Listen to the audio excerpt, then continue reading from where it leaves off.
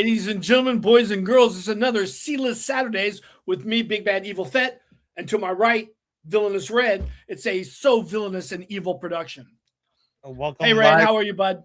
Welcome live to my former office, which is now my sister's closet. So, yes, I am in the closet. Yes. I like to be in the closet every once in a while myself, but Yeah. not tonight. Tonight we have a special show. It's a special guest. It's DJ. He's the creator and the author and the graphic designer of the comic book Glitch. Welcome, my friend. Hey, glad to be here. Glad we can finally work out the time. I know it's been difficult getting me on the show the past couple of weeks. No problem. We understand. Life goes on. Oh, yeah. And with traveling and just all that good stuff. But I'm very glad to be here talking to you guys. Oh, no, welcome on. Just wondering, were you slated for a convention appearance this week or last week? Me? Yeah, you. Yeah. Well, I mean, there's a couple conventions that I have done in the past, but like I really want to do MegaCon someday, but I've never made it down to that one. I really MegaCon just got over. We had several friends that were at MegaCon this year.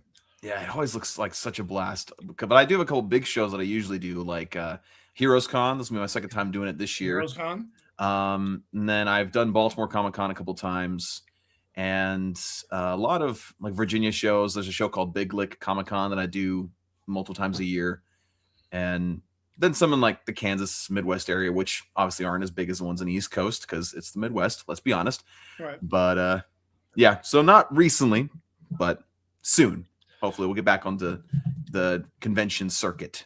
Have you ever thought about going to the Big Daddy of them all, San Diego Comic-Con? Oh, I've obviously thought about it, but my wallet doesn't want to think about it yet. Me and Red's waiting for the hotels to come online so we can buy a hotel. Me and Red's been going to San Diego for quite some time. I've been going for 22 years straight. Dang. Well, that's awesome. I think Red's gone 10 or plus years, correct? Yeah, but you're grandpa compared to me when it comes down to convention attendee. I mean, you've been there since since God created San Diego. All it was like pictographs on fucking stone, right? Yeah, exactly. That's exactly what it was. I was sacrificing lambs on a stone. You were cosplaying Jesus again, weren't you? Exactly. Oh my God. Well, it takes a Jew to do Jesus, right? So exactly. The right one. Yeah, the sandals down and everything. It's got the Jew fro and the Jew curls. There you go. Yep. That's perfect. Sorry, guys. Sorry. No. Hey, side tangents are the best part of podcasts. So absolutely. When me and Red can cut it up, we get kind of raunchy at times, but we'll stay cool today. So, DJ, I can't promise that. Tell us about Glitch. Let me show the thing, okay? Well, I thought he was going to tell him, then you're going to show the thing. Or you want to do it the reverse? Let me show the video at least. Oh, show the video. Okay, come on. Yeah, give me a second here, man. I'm trying to produce on air and talk at the same time. Okay, that's why you're the Villainous Red. You can do that. Now DJ can talk, and then I'll play the video afterwards. Okay. Okay. I'm giving permission now. Yes. Yes. So Glitch is my creator-owned comic. Like you said, I wrote and did the pencil and ink work for it. This is the first issue that's going to be a 3-issue miniseries. And I'm actually working on it in collaboration with Dan Kemp, who has done a lot of color work over the years, especially with Spawn, other Spawn universe-related titles, Spider-Man, Daredevil. And in fact, if you talk to him, he'll pretty much tell you he's done everything in comics at some point, which I believe. I mean, the guy's been kicking it for a while in comic coloring. And fortunately, he was, willing to team up with me on this book. And so as you can see here, we had it on Kickstarter, and it got successfully funded. My first ever solo Kickstarter, which was very, very exciting, able to get that off the ground. And I guess you do have the video right here, which I think does a little bit better job of introducing the book before diving into it too far, if you want to click on that.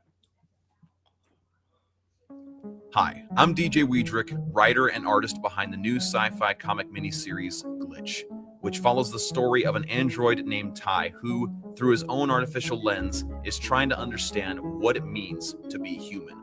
If you're into stories like Ex Machina, Bicentennial Man, Chappie, iRobot, or if you just simply need a new sci-fi comic to read, be sure to back the Kickstarter and help us make this new comic miniseries a reality by funding Glitch issue number 1.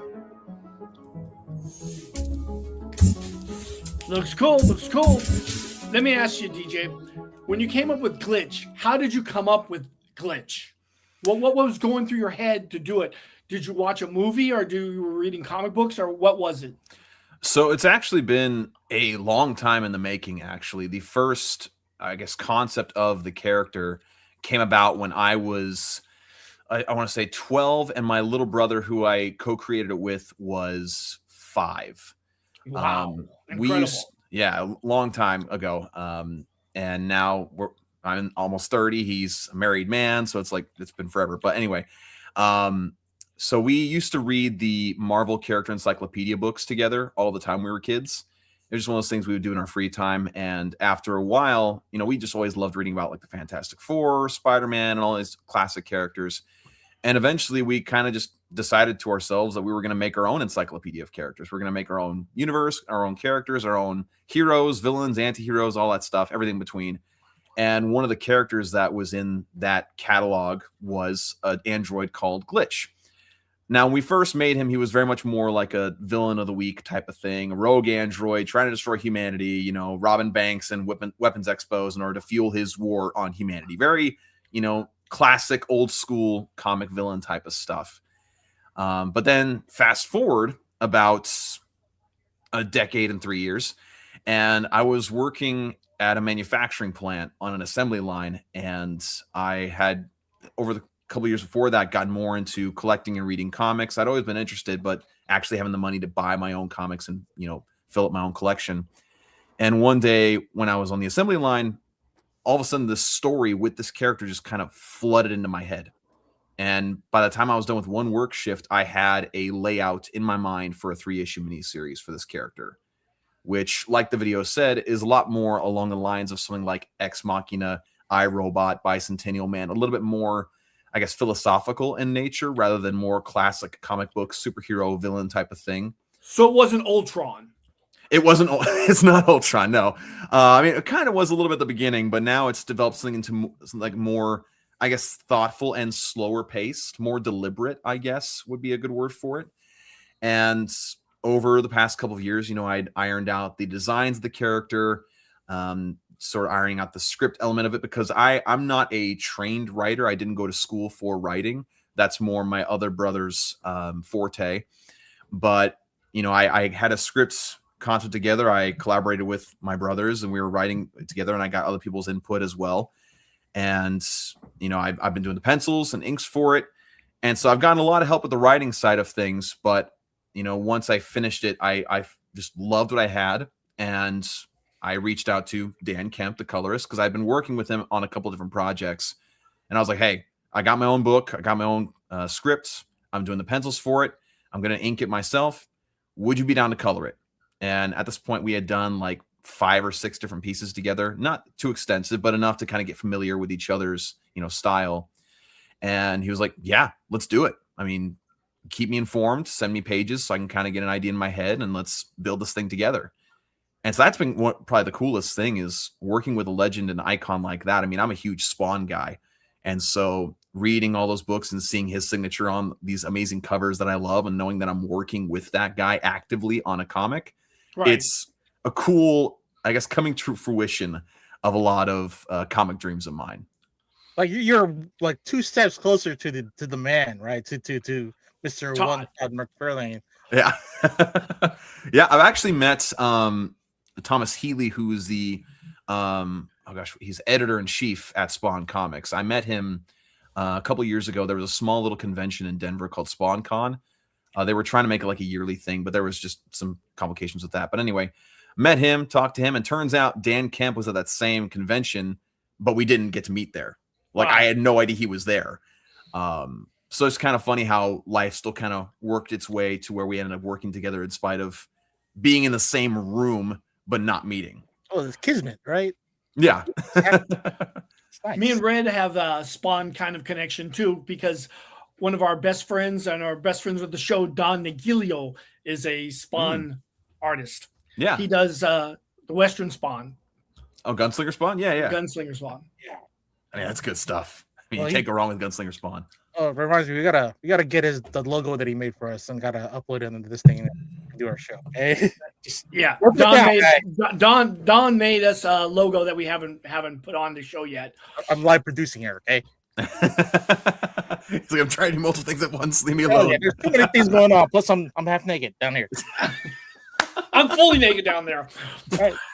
I mean, we were talking offline, right? As far as like a convention is concerned, and you meeting the editor for Spawn. I mean, do you also find yourself maybe seeing, since you came from Texas, right? That maybe you may go to a convention in Texas for just being that hometown boy and. Oh, I'd love that. I mean, there's a couple that I've had my eye on. It's just a matter of MatsuriCon. This is in Dallas. MatsuriCon. Okay, yeah, I think I'd heard of that one. Yeah, There's also the big Texas Comic-Con I've heard about. And there's also another one a friend of mine went to, but I can't remember the name off the top of my head. But yeah, I definitely want to go down to that at some point. It's just a matter of, scheduling and, making it work. Because my thing is that when I go to conventions, I go all over the country because I have a lot of people that I can stay with all over the country. Because I try to, limit expenses as much as possible so I can actually, make some money at the end of the day. But it's just making that work. It's something I've been toying with for a while. Haven't fully committed to it yet, but I'm absolutely down to be back in Texas for a show. That'd be amazing. And as far as like you creating this comic, I'm trying to form my question here right now. You were inspired by these shows. Were you also? How old are you? I'm 29. Damn, you're too young. I was thinking of well, he started when he was 12, so I know that. No, but seeing the description on his Kickstarter, if you're a fan of sci-fi stories about artificial intelligence androids such as Bicentennial Man, iRobot, Chappie, yada yada yada, I was wondering like if you kind of flip into the channels and catch this old show called Small Wonder, and it's about a robot. Yes. Yes.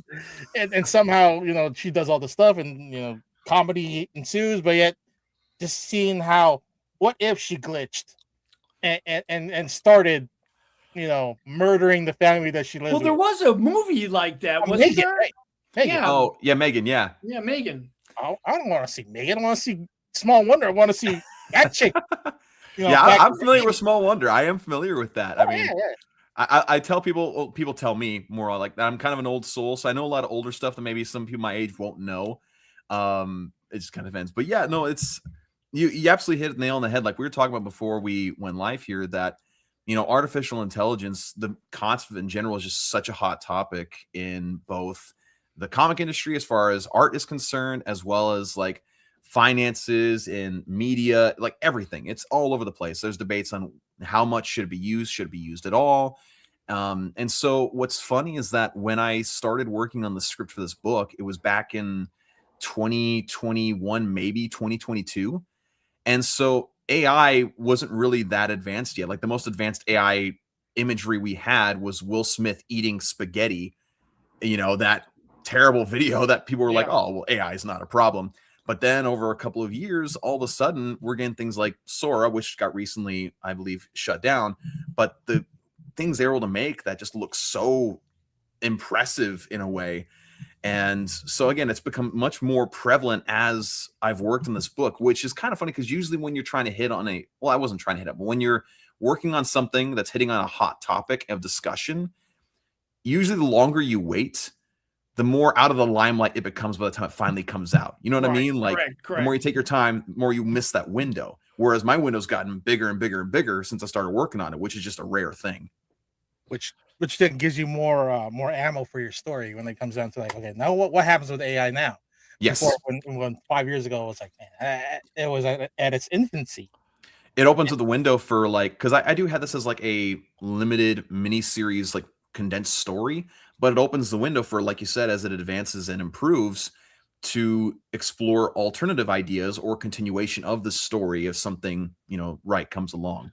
So you're looking at sorry, Mike. You're looking at the I guess the evolution of AI maybe seen it through, like, we started out with Rosie the robot from the Jetsons, and then working our way into Megan, the killer friendly robot thing. Yeah. Well, I just purchased an AI camera.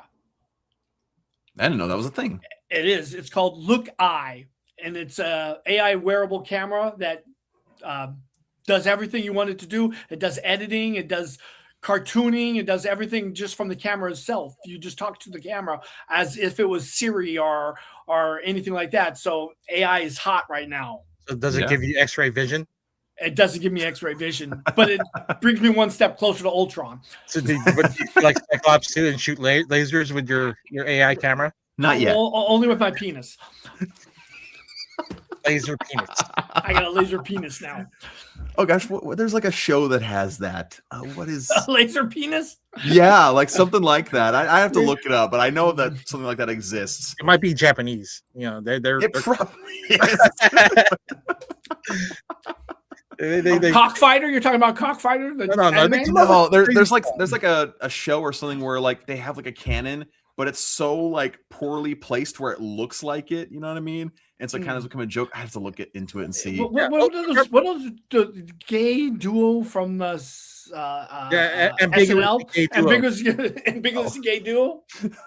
Yeah, no, I was thinking more of that guy from Dusk Till Dawn who has a 6-shooter. Oh yeah, on his codpiece. Yes. Yeah, but then with lasers now.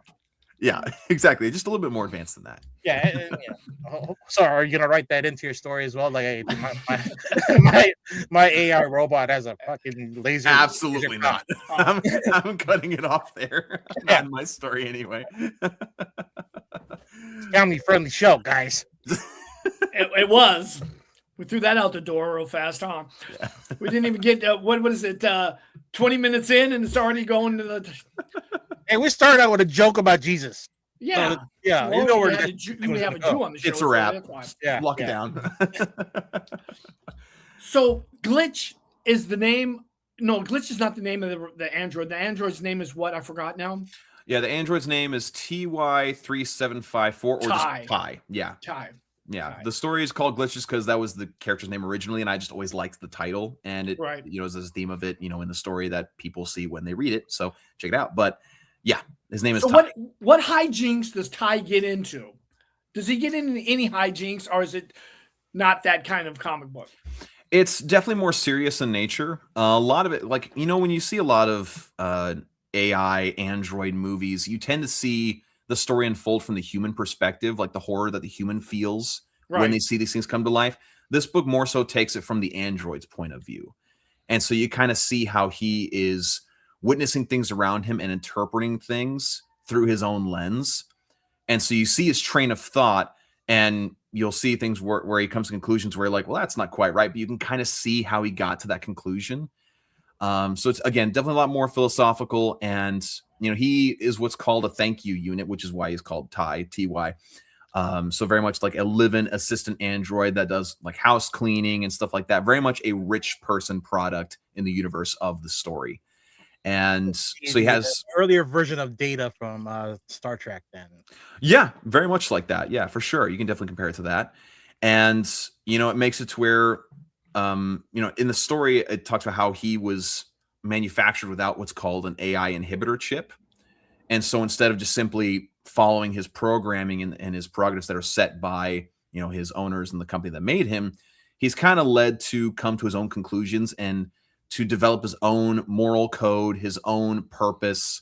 And, basically it's the question of what would you do if you were thrown into a foreign society without any knowledge of what's going on around you? Would you interpret things the right way? Would you misconstrue some things? Would you get into some serious trouble because of your misunderstandings?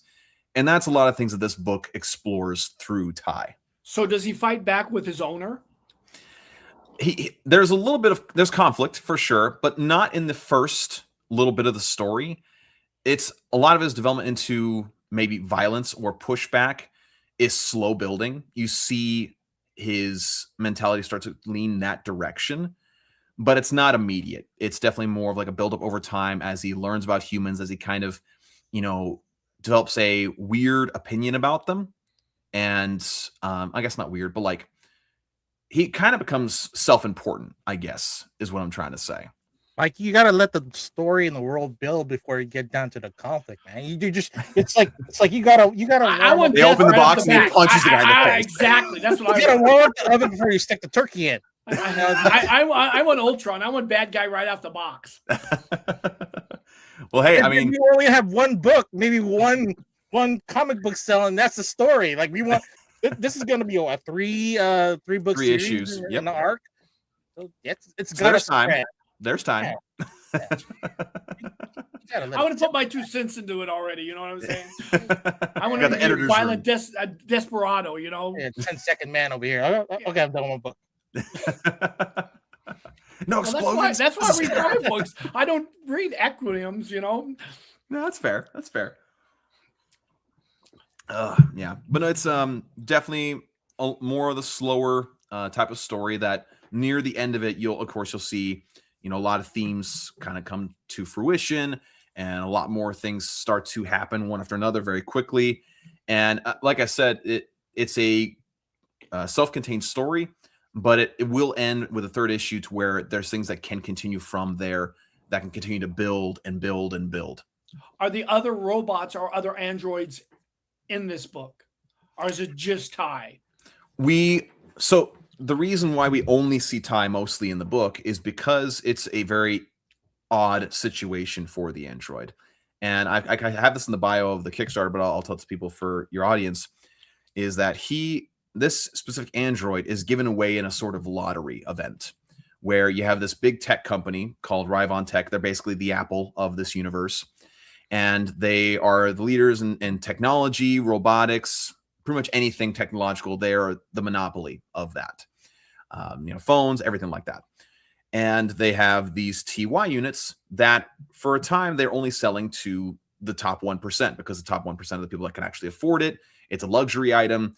And so the CEO and founder of the company basically has this idea of, hey, what if we need to try to make more money from this? Like they're pretty expensive to make, but we need to make sure we capitalize on this. And so his idea is to try to get these androids to people in the middle to lower classes. And his way of doing that is sort of making the androids a necessity. So like, for instance, none of us can truly afford a college tuition or a car outright or a house outright. So what do? We take out a loan for it, right? We take out a loan and pay it off so that we can own it, but we can't really afford to pay for it up front, right? And so the company's trying to make these TY units along that same line of necessity. And so his way of doing that is having this lottery to where a lower class citizen can win an android. People around them can see how useful they are, how amazing they are, and think, hey, I need one of those. I don't care how much it costs. I'll take out a loan for it, and I need it in my house to help me. And so that's how he ends up in this low-income family situation where he's not surrounded by other androids. That's another thing that kind of leads into how he develops as a character. He doesn't have his own kind around him. He's constantly surrounded by the other, I guess, is how you'd label it. Interesting. I can see where this is going then, because it creates a whole different subset of rules for this robot versus the robots are at the 1%'s home, where it's definitely just a what you call slave labor. So they wouldn't build up a certain personality or certain kind of antagonistic features where they have to fight or figure out their own. Especially when they all have the chip that inhibits their ability to develop mentally, right? Mm-hmm. And so this one combined with being in a low-income household and not having that chip, it's the perfect storm for potential chaos. Can you see this happening in when life imitates art, where Elon will sell his AI robots and does that same lottery? I mean, I wouldn't be surprised because, I'm not a necessarily business savvy guy. I took one business course in college, so I would not say that I know the ins and outs of how businesses do things. But when I was, developing this idea of how the android gets to the human home in the first place into this specific situation, it was like, yeah, this kind of makes a lot of sense because there is a lot of business mentality to it where you're trying to break into a certain category of, I guess, customers, right? You have to find a way to make them see the need for your product. And so how do you do that? Again, you give them exposure to it. Or at least that's one frame of thought. And so I can definitely see maybe one day, I don't know, Tesla or some other tech company that comes out of nowhere, who knows, developing these androids and saying, hey, you could win one of these, see how you like it. And when that day happens, when I'm like, I don't know, 50 or 60, I was like, no, I wrote about this. I'm not doing it. I ain't having it. I wrote about this when I was 12. I wrote about this when I was 12. Well, I hope the next art that you're thinking of involves a female version of this robot, and then I know where this is you going. know where it's gonna go. I know where this is going. I mean, it's just not just a maid or butler. It is a partner. I mean, if androids are made to help out with households, it only makes sense that one of the oldest professions would seep into the android community. I could see it. Yeah, it's like that same episode of Rick and Morty where they went to that I guess planet where they had yeah, you're right. females in order to breed with certain Yep. males, and then the females would be just like Amazonians and rule over these brainless males. No, yeah, they're procreate by giving them these robot mates. Yeah, no, it makes sense to me. I think we just made the second arc, dude. Yeah. Or at least a part of it for sure. We cut your brother out already. We did that. It's like writing credits goes to C-list villains. Yeah, I'll take 0.0001%. I'll take even less Done. than that. I just want my name on the book. Oh man. Well, if it gets to that point and I do that, I mean, we'll be in touch. I'm gonna hold you to that. We got this tape now, so I can use this in the court. Ah, crap. It lives in the internet, guy. I like that idea. Good. Let me ask you a question. You said you had some art to show. Let's see some of that beautiful art of yours. Yes. So for those out there who obviously don't know who I am, a lot of what I do outside of creating comics is making a lot of original art for customers, whether it be commission work or just making artwork for my Whatnot or eBay store. But real quick, I'll show off something that's actually a published work of mine through an actual publisher. I have my variant for Ninja Turtles #6 through IDW that came out last year. Nice. This is a store exclusive that I did through 98 Comics in North Carolina, I think is where they're located. But people can tell it's a homage to New 52 Batman issue #1 with Raph fighting off, of course, the Foot. You got Beaver and Rotsteady there, and you got, of course, Shredder right here down below. And yeah, this is the first thing I ever got fully published through a publisher, which is very, very exciting. So I just wanted to show that off because I like to brag about it. Oh, no, brag. No, brag. That's something to be proud A of. signed copy one of these days. Yeah, Hey, I'd like one. Absolutely. I think I got like 10 trades and 10 virgins left. I'll have to check with the store and see if they have any others too. But a lot of what I also do is a lot of blank cover variants. Again, either for commissions or I just have my eBay store. Recently, Invincible blank variants are selling like hotcakes because Invincible is freaking awesome. But I'll show off some other stuff. Got this blank that I did of Ultimate Spider-Man Incursion #1. Of course, that was done with pencil, ink, and Ohuhu and Copic markers. Sweet. And of course, the spider symbol back there with Sharpie. But this is just an example of that. And then this is a fun one I did recently. There's a Teen Titans Brave and the Bold. So this is like an old throwback blank that I did like some modern versions of the Titans on. Nice. That's really nice. Of course, you got the main guys, Raven, Cyborg, Robin, Beast Boy, and oh gosh, I'm blanking on him right now. Starfire. Thank you. It was on the tip of my tongue. Yes. I got this one again, drawn with pencil, pen, and marker. And then a recent Superman one, which are always fun. Got this right here. Same thing. Hand drawn, all that good stuff. From All In. This is the Summer of Superman issue #25 blank variant. And again, all these are on my eBay store. People can check that out through my Instagram, links and all that stuff. This, of course, came out last week. Had to do it. Of course, good old Superman. Yeah, Spider-Man I got that. I got that comic book. Oh, yeah. It's huge, super thick, really awesome. But of course, I had to do the Daily Plan in the background. Good old Spider-Man, Superman hovering there. And I'll show off an Invincible since, that's a hot topic right now. Got a Adam Eve blank variant that I did, which is fun. Get surrounding the logo with her energy, right? Her power. So that looked really cool. Love those. I had a lot more, but again, they've been selling like crazy. So I have a hard time keeping hold of them before I have to ship them out. Shit, you're like a porn star in church, right? Everybody. You know what? I'll take that. I'll take that. But one more little thing I'll show off. I also do like 11 by 17 pieces, the bigger stuff. Red likes the bigger stuff. Hey. Fair enough. But this was right after I watched X-Men 97. Of course, did the Cyclops. Nice. Got that there. And then this next one, every time I do this concept, my wife doesn't get why I like it so much, but I think it's freaking sick. I don't know if you guys can be able to tell what I did here. But of course, you got Punisher and you can see there Terminator mixed in there too. So you got a bunch of the Terminator stuff down here. Right. Oh, okay. So nice. I just love this concept. It just makes so much sense to me. You know, like if a Terminator was going to impersonate anybody in the Marvel universe, it would be Punisher. Right? It just makes sense. So there's that. And then some with just pencils. This is, if any God of War fans are out there, good old classic Greek Kratos with the Blades of Chaos on a little pillar here. Let's see. I'll show one more. How's that commission list going? Is it still open or are you kind of closed for now? Oh, it's always open. Very much always open. And I'll show off one more to appeal to... Actually, no, I'll show off two more. There's two more that I want to show off. Please show all you got. Yeah. So for any anime fans out there, I try to delve into that a little bit. There's a Full Metal Alchemist piece. Nice. With the Elric brothers. Huge fan of Full Metal Alchemist Brotherhood and the manga. So I had to do one of these. I want to update this one day. I did a King Bradley cosplay about 5 years ago. Homuncula. Yeah. That is nice. It's such a good manga and show. It's so dang good.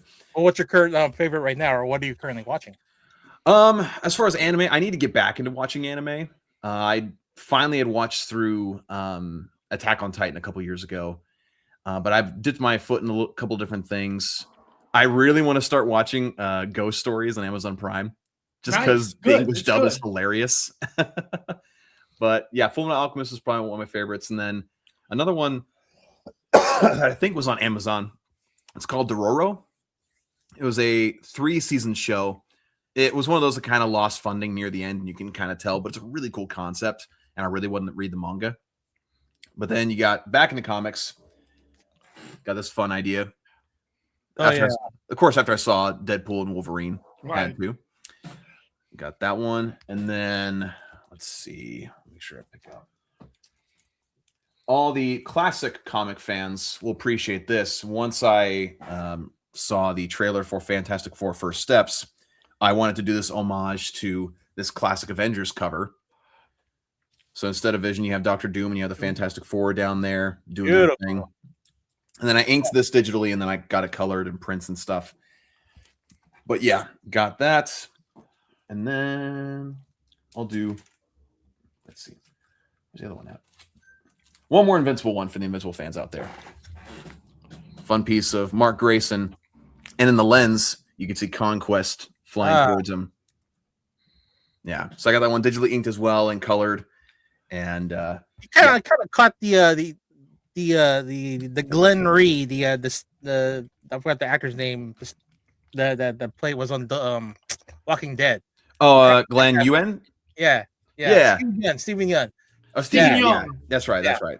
So you got that kind of I guess, sort of what he looked like at the end of the, I guess, close to the end of his time at the show. Like, it's kind of we don't talk about that. We don't talk about his end of the show. Everybody dropped off not everybody, but a lot of people dropped off. A lot of people did. I was one of them. I stayed on. I'm still watching Walking Dead. And that's fair. I'm not telling people to not watch it, but I just couldn't take it anymore. Because I remember like 2 episodes before they had teased him dying underneath some like garbage can. Then he lived. I was like, oh, thank goodness. And then only to have it, I was like, I'm sorry. This keeps emotionally crushing my soul. I think true comic book fans would have been really disappointed if that part of the actual tale from the comics didn't come to fruition. You're absolutely correct. Like, I absolutely agree that they like stuck to the comic. I really appreciate that. It's just as far as like me being emotionally attached to characters, that kind of killed me inside a little bit. I was like, it was the heart of the show right there, and definitely like for a bit, yeah, absolutely, 100%. Damn. But yeah, as far as a lot of stuff is concerned, for those out there who like that stuff, it's a lot of it's on eBay, on my show, on my store. And of course, like I said to you, like I take commissions all the time. In fact, I got a commission we're working on Monday where it's Anissa versus Adam Eve on one of those invincible blanks. So I got that going on. But yeah, always doing commissions. That's like the majority of what I do for a lot of my work. So all your here, you can find DJ here at DJ Wiedrich. At Wiedrich. Wiedrich at DJ. It's a hard one. 32A Art, DJ W32 Art, Instagram. And let's take a look at what you got here in your. Yeah, that black and white one up there is right there. Yeah, that one is a look at the second issue of Glitch. So I'm already working on the second issue. I'm 9 pages into the inking, and the second issue is a shorter one. It's 23 pages compared to the 34 of the first issue. Just because a lot of world building going on. But yeah, very much heavily working on that. And my goal is to, when Dan Kemp has finished coloring the first issue, that I have most of, if not all of my stuff for the second issue done. That way people don't have to wait nearly as long for the next Kickstarter to go on and then to get their hands on the second issue, because I know by firsthand experience how frustrating it can be to invest in a comic only to wait forever to hear anything about follow-ups for it.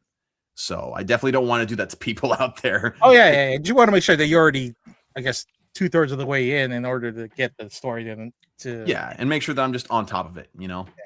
So what's the story with him wearing this kind of a disguise to, I guess, to walk around society and not to be recognized as a hired help? So what's cool about that is that when I first drew Glitch back when I was 12, we had this idea of the android, again, like having this sort of projection technology where he can put on a human face, but he wore a baseball cap, a jacket, and jeans to sort of blend in a little bit. And so that's just a design element that I've had for years. And so the second issue, he takes some time to kind of walk around the city after he has a confrontation with the mother of the family, and he's trying to think things through, organize his thoughts. And so I was like, you know what? Let's pull from, memory lane and put him in that hat and jacket and make it to where, like, people in the city, like, stereotypically speaking, obviously it's not fully accurate, but stereotypically speaking, people tend to kind of keep themselves and just kind of walk past each other, depending on which city. There's some cities where people are more, approachable, others where you just don't make eye contact at all. And so I was kind of leaning towards that direction. So where he's just, again, walking around with that disguise, it's a lot more self-serving than making sense, It's just me like, hey, I had this character in a hat and a jacket for a long time. I want to draw him in a hat and a jacket for this part of the story. Well, coincidentally, you drew Raphael for that variant, right? And Raphael in the movies, in the first movie, he did dress up in the trench coat and a hat in order to walk around the city at night. So I guess that there's a little bit of parallel between TY there and Raphael with I guess disguise. And there's that sort of that suspension of disbelief, like, okay, well, he's in human clothes, it's passable, whatever, Yeah, I like Ben Grimm did the same thing. Oh yeah, I forgot. Yeah. Sorry, Grandpa. Ben Grimm did it first. He did. He did. Let me ask you a question. You drew Glitch at 12. When did you start drawing? When did you know you could do this? So I didn't draw this when I was 12. I came up with the concept when I was 12. Okay. I started working on the art over the past couple of years, finalizing things. But I've been drawing since I can remember. I've always been interested in drawing. I've always been doodling. I was always the kid in the back of class who was, doodling in his notebook when he should have been taking notes. I probably could have gotten better grades if it weren't for that, but always loved it. But it wasn't until I got into my undergrad where I really was like, this is what I need to pursue, career-wise, because my entire childhood, my parents always supported the passion, supported the hobby, got me art sets and sketch pads and everything. But there was always, of course, the advice of, well, artists don't make any money, so you might want to find a different career that brings in money, Right. And so I internalized that for a long time. And, there was sound advice to that, and they were coming from a good place, give me that advice. But when I got into college and I was looking at different, majors, and I took different classes, it was this weird thing where I'm not a dumb guy, so I can ingest some knowledge of different topics, but each class that I took that was outside of art for some reason just wasn't working for me. I don't know what it was, but I just felt like I needed to be in an art class. And so the university I went to, you had to take at least one art related course for your bachelor's. And so the day that I walked into an art class for the first time, drawing 101, it was kind of like the feeling of coming home. It's like, you need to be here. You need to study this. This is your path. And so I've just been kind of pursuing it ever since then. And like I mentioned before, I've always loved comic characters. You know, I grew up with the Sam Raimi trilogy. I grew up with the X-Men movies. Of course, watching the older movies like Superman 78 and Batman 89. And a lot of the stuff, you know, that came before my time. So I was always interested in that. But again, it wasn't until I was older that I was able to buy my own comics, build up my own collection, and really study the art style of some of now my favorite artists, you know, Greg Capullo, David Finch, Jim Lee, Mark Silvestri, Gary Frank. Just trying to make sure I don't leave anybody out. Todd McFarlane, obviously, and Frank Miller, you know, can't leave him out. And just studying their technique and really, for the first time, delving into serious study of drawing, because there's a huge difference between constantly doodling and intentionally studying. Right. They both can be productive, but one is more productive than the other. Especially when you're really delving into studying drawing anatomy, which when you're getting into comics and drawing comics, that's 90% of what you're doing most of the time, is drawing exaggerated anatomy, musculature, poses, how the body can contort and move and be in space, you know?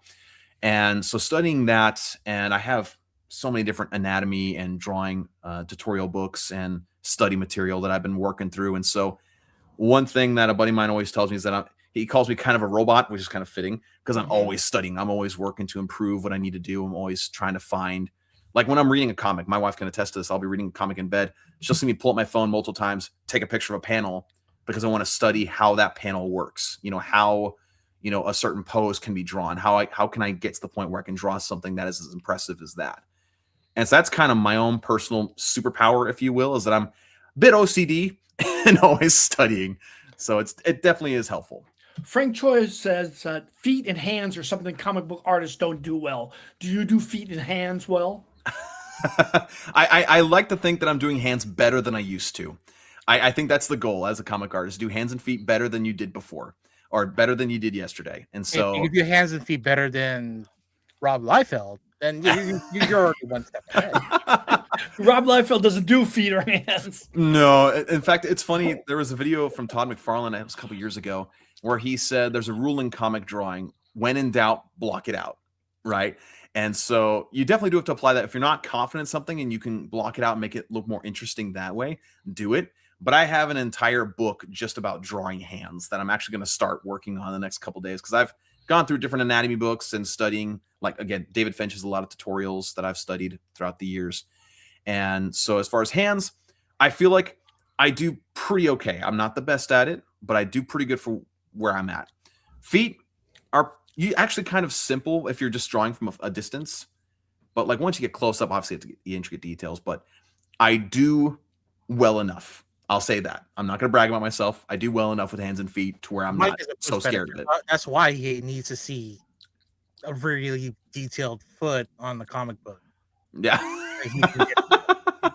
That's what you're the question I got now. an OnlyFans page you can go to called not OnlyFans, it's only feet. Only feet. Oh gosh, keep the initials. Just change.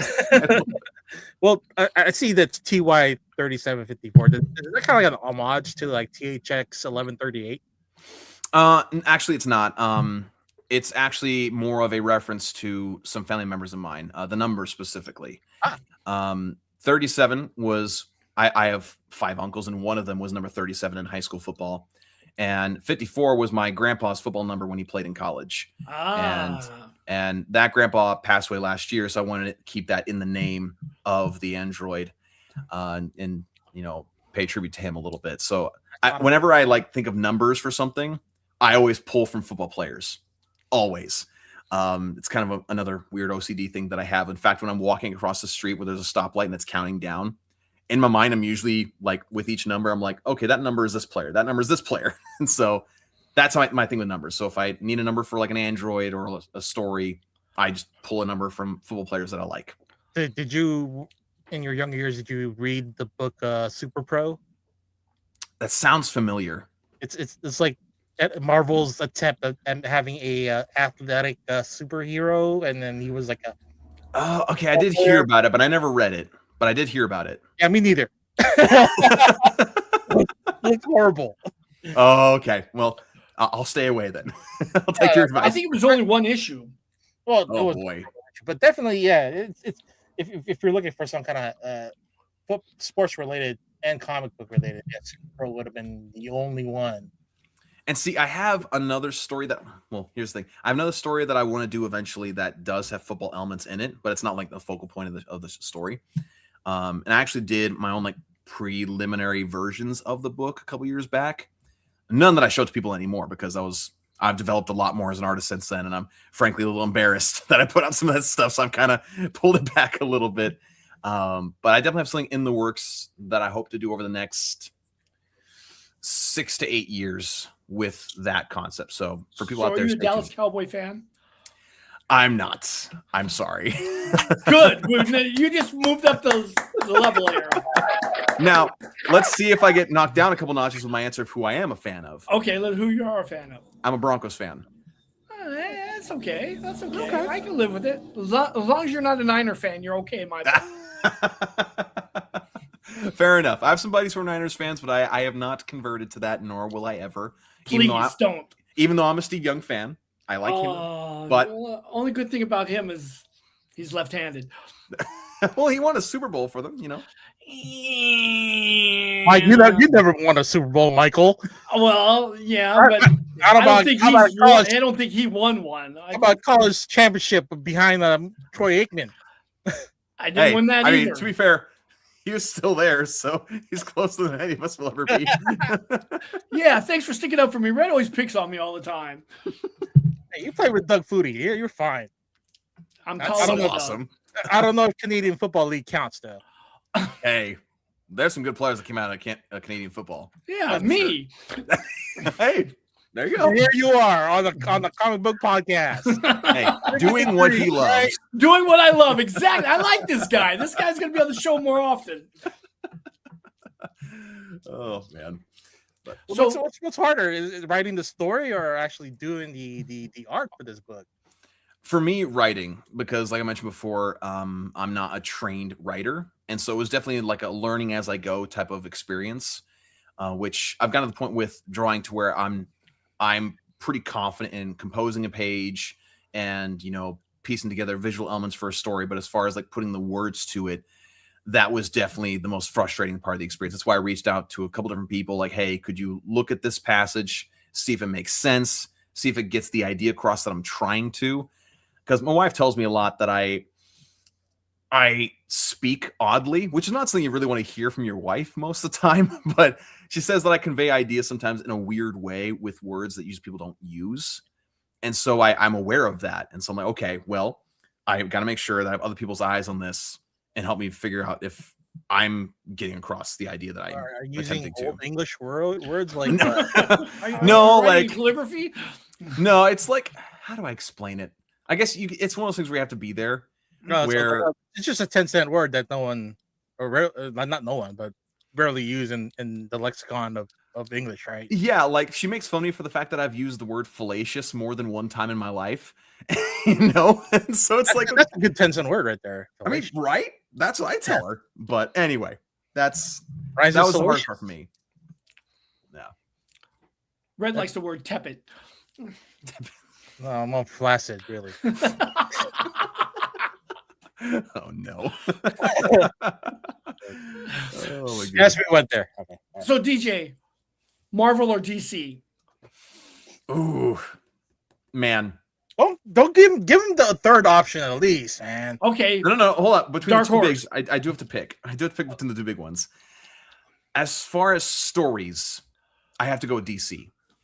I think DC has consistently better stories. As far as characters, it's really hard because I love Spider-Man, I love Daredevil, I love Wolverine, but DC has Batman and Superman, you know, and so it's kind of hard.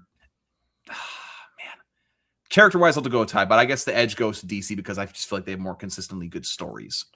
All right, let me follow up on that one. Like, who's the favorite superhero that you kind of grew up with? Either Spider-Man and Batman. I mean, because they had a lot of the bigger movies that were coming out when I was growing up. Again, with Sam Raimi and the Amazing Spider-Man movies and the Christian Bale trilogy. They definitely piqued my interest as I was growing up and in my high school years. So you watched the movies before you went to the comic book? Some, yes. The first comic I ever read, I was like 8 years old. It was a Superman Batman book from Jeff Loeb and Michael Turner. It was like the Supergirl story with Darkseid, if you remember that one. But I read some comics before the movies. But yeah, after I watched the movies, I got more interested in the comic side of things. And so now it's kind of the point where I read more comics than I watch movies. So it's kind of flipped from, I think, what a lot of people did, where they read a lot of comics, now watch the movies. I watch a lot of movies, now read a lot of comics. Yeah, I'm just the opposite. I'm old. I read the comics first, and the movies just don't add up to me because the MCU changed all the mythology, and I don't like the mythology that they came up with. You're such a curmudgeon about this stuff, man. Your first comic books were on stone, okay? Hey, there was so much 7-Eleven when I was a kid. Man, what I would give to have that, to have like comics be in just the gas stations. Like they had some for like the Superman movie, they had some stalls, like some gas stations where they had some comics. But to have just a regular rack there all the time would be so cool. But then again, I love comic shops. So, all right. So, do you prefer the manga or the anime? Ooh, that depends on the manga or anime, right? That really depends. I'm very much art focused. So usually I will go towards the manga because again, I'm a pencil and inker, and so I'm a sucker for black and white art, and manga, of course, very much fills that bill for me. But man, I would probably have to say manga, but I've watched more anime than I've read manga, if that makes sense. Okay, so where you did mention that you finished up Attack on Titan. If you have read the full manga and watched the full anime, like what do you like about what's in the manga versus what's in the actual show? Well, I'm still trying to work my way through the manga because I have to buy the volumes first, because I don't like to read things online or on a tablet. I like to read the physical copies of it. I like the textile feel of it. Me too. Well, what does Sammy say? Books are better in your hand than it is on the screen. Yes, I very much agree with that. They're like boobs. Like boobs are like the books are like boobs. Better in your hands than on a screen. You know what? I second that notion. I agree. Yeah. But yeah, no, it's oh gosh, what was the oh yeah. So as far as like Attack on Titan anime, I guess I'll answer that. I love how the end of the show gives the beginning so much rewatch value. That's my biggest thing. Rewatch and reread value. If I can go back to a movie or a TV show or a book multiple times and get something new out of it or a new detail that I never noticed before that enhances the story, I'm going to love that thing even more. Like, obviously, I love like really fun, like straightforward, fun stories and stuff like that. But if something is a little more meat to its bones, So you're an absolute Superman, absolute Batman guy right now. I've liked a lot of those runs, absolutely, for sure. Especially Absolute Batman, just because it's kind of breaking the mold of a lot of things and kind of free to do its own thing. I keep telling people that a big reason why, not the only reason, but one of the big reasons why the Absolute runs are working so well for a lot of people is because, in a way, they're very much like independent books. Like they have familiar elements to them, familiar characters and ideas, but the writers and artists are really free to kind of do their own thing with them because they're given permission, whereas with the main continuity, there are a lot of things you have to stick to, a lot of canon things you have to adhere to, a lot of things that are existing outside of your story they have to be cautious of when you're exploring different stories. And so again, with the Absolute line, it's basically Batman and Superman if they were independent books. And so I just really like that element of it. All right, and following up with the anime question, subs or dubs? Ooh, dubbed. Wait, no, that's the wrong one. Subbed. I like subbed. So you can read fast. Yeah, I've gotten used to it because I never really watched anime until I met my wife like 7 years ago, 7.5 years ago now, and she's really into anime, and so I didn't really grow up with it. My dad is not a really big animated show type of guy. It doesn't matter what the quality of the show is. If I recommend an animated show to him, he'll see it's animated and be like, no, I'm good. And so we didn't really have that. And so when I started dating her and I watched these shows, I was like, oh, I really dig this. And at first, I really liked dubbed because, again, most English audiences, they just like to hear it, right? But after a while, my wife was telling me, like, no, you got to hear the voice acting of the subtitled versions. You just got to hear the voice acting. And I agree. 9 times out of 10, it's better when it's subbed over dubbed. Although there's some exceptions, obviously, but subbed most of the time. You got anything else, Mike? It doesn't feel like rapid fire questions to me, but I don't know. Well, we kind of got going on something else, and we didn't get to rapid fire questions. So that's and now it's almost 8:00. So we did an hour with just like that. Let me recommend one for DJ. Go watch Don Da Don if you like kind of like that mystery ghost kind of stuff, and for anime.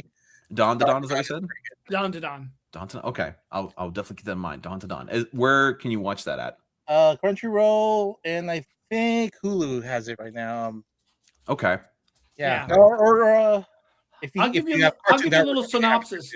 The lead character gets his penis cut off by a witch, and he's trying to get his penis back. and he has to fight ghosts and aliens in order to get it back. That's actually the concept of Dororo. Very much like Dororo, this guy is the son of a Japanese warlord, and his dad sacrificed his son to a bunch of demons, and the demons each pick a piece of his body to take from him, and he's raised without arms or legs and no skin, so he has to like get a mask and prosthetic arms with blades, and he hunts down each individual demon to get a part of his body back. Actually, yeah, that's pretty much similar, but this one is just his testicles and penis are gone. Yeah. And comedy ensues. And comedy ensues. Where can people find you, man? Tell us where we can get you. Yes, you can find me on Instagram. You guys showed it earlier at DJW32Art. You can also find me on TikTok, DJWArt, and Facebook, DJ Wiedrich or DJWArt. You can also find me on X. I guess I don't really post a whole lot there. I guess I'm on Blue Sky. Don't really post much on there either, but I'm mostly active on Instagram, TikTok, and Facebook just because I'm able to market different things there. But yeah, those are the main places. And then the commission list is open. Yes, commission list is open. My whole policy is just like reach out to me, DM me, and we'll work something out. So I'm pretty simple like that. So nothing too complicated. No email list. We just work it out person to person. And then if you see the link right here to the Kickstarter, it's already fully funded. So just go get the extra stuff right now and back the project. Yes, because I actually just paid Dan Kemp his pay for the colors this past week. So he's starting work on it. We're actually probably meeting, or not like meeting, but like talking this weekend, strategizing and everything. So the whole month of, it's March, April, I'll be posting a lot of updates on the colors for the book, how it's going. And I hope by April, May, hoping by mid, maybe to late May, to have physical copies in my hands of issue number 1 of Glitch, which will be an awesome day. And I'll be making videos of that for sure. Well, then we'll have you back on the show when that comes out then. Yes, absolutely. Absolutely. Sweet. And then, you can find Mike somewhere. Over the rainbow. Okay, and then you can find me on OnlyFeed. I'll be posting. Hey, that's my feed. Yeah, I thought that was him. Did you take over his account?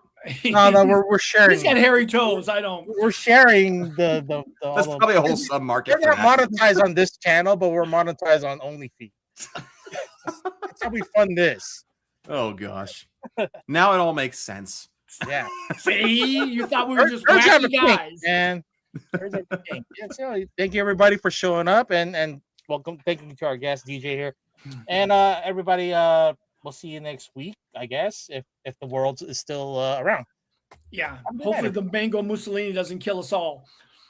All right, and DJ, stay a bit after I end the credits, and then we'll go from there. Okay. Absolutely. Good night, everybody. Love, peace, and cosplay.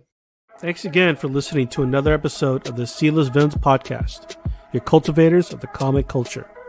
Make sure you follow us on Facebook